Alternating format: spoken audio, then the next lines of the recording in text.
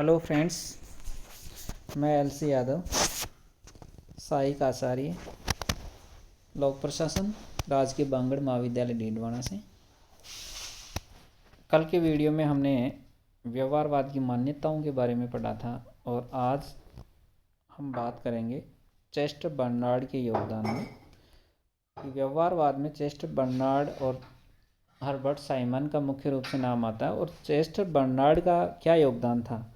तो Chester Barnard पहले ऐसे औपचारिक रूप से व्यवहारवादी माने जाते हैं और उन्होंने अपना विश्लेषण एक द फंक्शन ऑफ एग्जीक्यूटिव के नाम से एक पुस्तक थी और उस पुस्तक में उन्होंने पूरा विश्लेषण दिया था।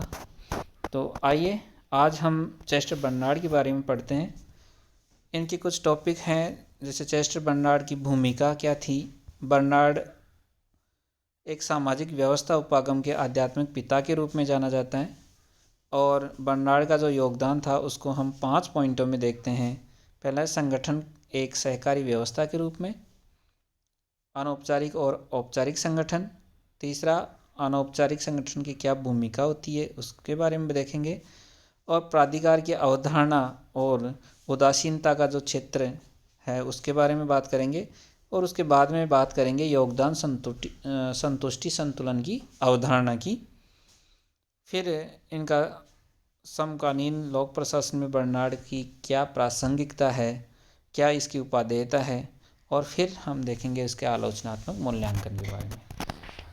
तो पहले इनकी चेस्टर बर्नार्ड का क्या योगदान था, इससे हम इसकी शुरुआत करते हैं। चेस्टर बर्नार्ड देखा जाए तो व्यवहारवाद की औपचारिक रूप से प्रारंभ करने वाले पहले वैज्ञानिक थे और व्यवहारवाद की नींव यहीं से पड़ती है। बर्नार्ड थे, उनका जीवन बहुत ही साधारण परिस्थितियों में प्रारंभ हुआ था और उन्होंने एक टेलीफोन कंपनी थी उसमें क्लर्क के रूप में अपने कार्य की शुरुआत की थी। और वो काफ़ी मेहनती थे, काफ़ी लगन से काम करते थे और इसी पर क्लर्क से ये मैनेजमेंट या मैनेजर के रूप में इस कंपनी में स्थापित हुए थे। लेकिन इन्होंने देखा शुरू में कि जो शास्त्रीय चिंतकों द्वारा जो सिद्धांत दिए गए थे उन सिद्धांतों के अनुसार कंपनी में जो सिद्धांत लागू किए तो उनके नकारात्मक प्रभाव हुए और कंपनी ज़्यादा कुछ अपना नाम कमाने के बजाय पिछड़ रही थी।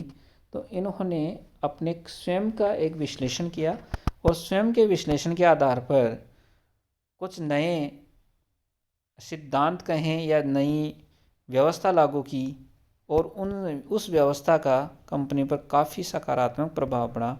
और इन व्यवस्थाओं में जो उन्होंने अनुभव किया था उनको एक उनकी प्रसिद्ध पुस्तक हुई है the function of the executive. और उस the function of the executive में इन्होंने इन सारी जो एक्सपेरिमेंट किए थे उनका वर्णन किया था। तो ये सामान्य परिचय था चेस्टर बर्नार्ड के बारे में। अब चेस्टर बर्नार्ड का पहला टॉपिक आता है संगठन एक सहकारी व्यवस्था के रूप में। संगठन को एक सहकारी व्यवस्था के रूप में ये देखते हैं। इस सहकारी व्यवस्था के रूप में संगठन की पहचान दिलाने के लिए इनके पास 2 प्रश्न थे। उन प्रश्नों का इन्होंने विश्लेषण किया कि संगठन क्यों बनते हैं और संगठन कैसे बनते हैं। तो बर्नार्ड कहते हैं कि संगठन क्यों बनते हैं, इसके पीछे कारण है। इसके पीछे का सबसे बड़ा कारण यह है कि कोई भी व्यक्ति हो उसके जैविक, शारीरिक और अन्य सीमाएं होती हैं। क्योंकि एक व्यक्ति है, जैसे मान लो कि वज़न ही उठाना है तो एक व्यक्ति 50 किलो 60 किलो वज़न उठा सकता है। लेकिन अगर 2 या 2 से अधिक व्यक्ति मिलके काम करें तो ज़्यादा वज़न हो उसको भी उठा सकते हैं। उसी प्रकार कुछ सीमाएं, सामाजिक सीमाएं भी होती है कि व्यक्ति की 5 घंटे या 8 घंटे काम कर सकता है, उसके बाद में अपने परिवार को संभालना होता है, अन्य काम भी बहुत से होते हैं। तो ऐसी बहुत सारी सीमाएं होती हैं एक व्यक्ति विशेष की। उन व्यक्ति विशेष की जो सीमाएं हैं उसको पार जाने के लिए संगठन बनाया जाता है, क्योंकि एक दूसरे के सहयोग से ही आगे हम कार्य कर सकते हैं, कोई लक्ष्य प्राप्त कर सकते हैं। इसलिए बर्नार्ड ने कहा कि संगठन इसीलिए बनते हैं क्योंकि एक व्यक्ति की शारीरिक, जैविक और कुछ अन्य सीमाएं होती है। उन सीमाओं को पार पाने के लिए संगठन बनते हैं। और संगठन कैसे बनते हैं, इन प्रश्नों का उन्होंने विश्लेषण किया और उन्होंने बताया कि संगठन कैसे बनते हैं। तो संगठन के लिए उन्होंने 3 चीज़ें बताई कि ये 3 तत्व अगर जिसमें मिलेंगे तभी संगठन बनेगा, क्योंकि इन तत्वों का समावेश होने से संगठन की उत्पत्ति होती है। ये तत्व थे कि व्यक्ति परस्पर संचार करने में सक्षम हो, आपस में बातचीत करने में, एक दूसरे की जो उद्देश्य है उसको समझाने में अगर व्यक्ति कामयाब होगा तभी संगठन बनेगा। दूसरा है कि अगर 2 या 2 से अधिक व्यक्ति है तो उनका साझा उद्देश्य होना चाहिए, उनका एक ही उद्देश्य होना चाहिए, एक जैसा उद्देश्य होना चाहिए, तभी वो आगे कार्य करेंगे और मिलकर एक दिशा में कार्य करेंगे। और तीसरा जो तत्व है वो है कि इन सभी व्यक्तियों में सहयोग की चाहत होनी चाहिए। अगर ये तीनों तत्व जहाँ समावेशित हो गए वहाँ संगठन का निर्माण हो जाएगा। संगठन बनने के लिए 3 तत्वों की आवश्यकता हुई। एक तो हुआ कि संचार करने में सक्षम हो, जिससे अपनी बात दूसरे व्यक्ति तक पहुंचा सके। दूसरा तत्व है इसका कि सभी व्यक्तियों का एक साझा उद्देश्य होना चाहिए। और तीसरा तत्व है वो है एक दूसरे की सहयोग की चाहत होनी चाहिए। तो हम इसको एक डायग्राम के द्वारा समझ सकते हैं कि संगठन क्यों बनते हैं, जिसका हम पहले भी बात कर सकते हैं कि व्यक्ति मात्र की एक जैविक, भौतिक, मानसिक सीमाएं होती है। इन सीमाओं को पार पाने के लिए संगठन बनते हैं।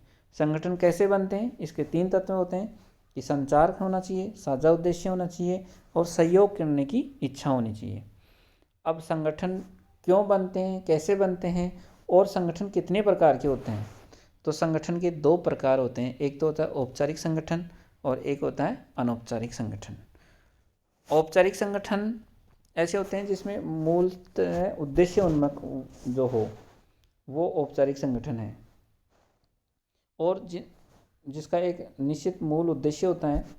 दूसरा है इसमें नियम होते हैं, कुछ इसके सिद्धांत होते हैं और ये समयबद्ध होता है। साथ ही औपचारिक संगठन स्थायी होते हैं और अनौपचारिक संगठन, इन औपचारिक संगठनों में अकस्मात उत्पन्न होने वाले संगठन होते हैं जो मुख्य रूप से भावनात्मक निकटता का परिणाम होते हैं और कहीं भी किसी भी समय जन्म ले सकते हैं। और ये अस्थायी प्रकृति के होते हैं, कभी भी नष्ट भी हो सकते हैं, उसकी जगह नए संगठन भी जन्म ले सकते हैं। इस प्रकार औपचारिक और अनौपचारिक संगठन 2 प्रकार के होते हैं। और इनकी अगर बात करें तो औपचारिक और अनौपचारिक संगठन एक ही सिक्के के 2 पहलू हैं, क्योंकि जहाँ औपचारिक संगठन होते हैं वहाँ अनौपचारिक संगठन भी विद्यमान होते हैं। औपचारिक संगठन और जहाँ अनौपचारिक संगठन होते हैं, बातचीत होने पर आपस में अगर सहमति बन जाती है तो वहाँ औपचारिक संगठन भी उत्पन्न हो जाते हैं। अब हम बात करते हैं औपचारिक संगठन में जो अनौपचारिक संगठन होते हैं उन संगठन की क्या उद्देश्य हैं, मतलब उन संगठन के क्या कार्य हैं। तो इन कार्यों को हम विवरण दे सकते हैं कि मेयो ने जो संगठनों में अनौपचारिक समूह की जो विद्यमानता रेखांकित की थी और बर्नार्ड ने अनौपचारिक संगठनों को पूर्ण विश्लेषण इन्होंने किया और बताया कि औपचारिक संगठन में इनकी बहुत सारी भूमिका होती है। इसमें हम पॉइंट वाइज इसको देख सकते हैं। जैसे कि बर्नार्ड के अनुसार अनौपचारिक संगठन ऐसे तथ्य और निर्णय का प्रवहन या संगठन में पहुंचाने का कार्य करते हैं या संचार को सुनिश्चित करने का कार्य करते हैं, जिनका हम औपचारिक जो संचार के माध्यम हैं या औपचारिक माध्यम होते हैं उनसे हम प्रवहन नहीं कर सकते। क्योंकि कुछ जैसे कि मान लो कि कर्मचारियों की छुट्टी का निर्णय हो तो हम औपचारिक संगठनों से ऐसा निर्णय नहीं पहुंचा सकते, उनमें हम अनौपचारिक संगठन की सहायता ले सकते हैं। अनौपचारिक माध्यम से ये बातें पहुंचाई जा सकती है जिससे समय आने पर ऐसा संगठन निर्णय लें। नेक्स्ट है कि बर्नार्ड के अनुसार औपचारिक संगठन अपनी दृढ़ता और अनुशासन के कारण कई बार कर्मचारियों में तनाव पैदा करते हैं, जबकि अनौपचारिक समूह इस तनाव को समाप्त कर या कम करने में भी अपनी महत्वपूर्ण भूमिका निभा सकते हैं। कई बार संगठन में बहुत ही दृढ़ता आ जाती है और उसमें अनुशासनात्मक कार्रवाई की जाती है कर्मचारियों पर, तो ऐसी स्थितियों में भावनात्मक प्रस्फुटन को बाहर लाने के लिए ये अनौपचारिक संगठन काफ़ी महत्वपूर्ण भूमिका निभा सकते हैं। अनौपचारिक संगठन कार्मिकों को सामाजिक और मनोवैज्ञानिक सहयोग भी प्रदान करते हैं और कई बार कार्मिकों के भावनात्मक और मनोवैज्ञानिक आवश्यकताओं को पूरा करते हैं।